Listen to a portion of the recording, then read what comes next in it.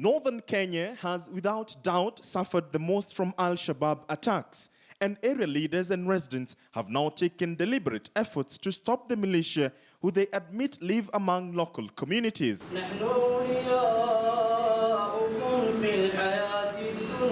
In Wajir, elected leaders now say stopping Alshabaab is their pet project. Alshabaab insurgents have dwelled in our areas, have continued to do attacks in our midst, such that we cannot be able to continue with the normal development agenda. Our schools are closed, our health facilities are no longer working. Other development aspects which should, and the gains that have been made through devolution is being curtailed. Our main livelihood, which is pastoral production, is no longer attainable. These are the consequences of Al-Shabaab. Business will not be, it's not business as usual, because we cannot allow that Al-Shabaab will kill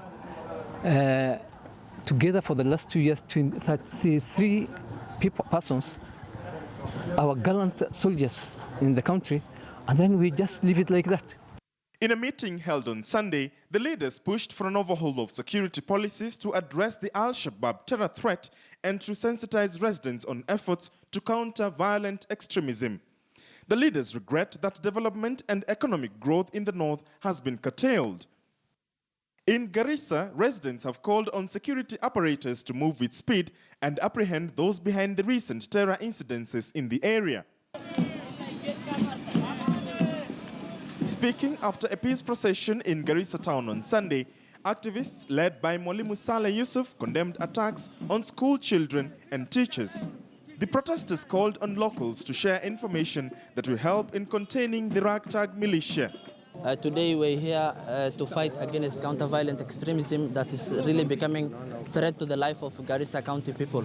So we have organized the peace procession today without any harm and taking fight against the people to at least try our level best to make sure that we bring an end to this thing. Madaktari yetu wanawawa bila sababu yoyote, na sisi hatuwezi kubali ya kwamba walimu zetu na madaktari zetu ziwawe na sisi tukae. Tuzuie hii adui ambao wanagombanisha sisi Waislamu na Wakristo, wanataka kugombanisha.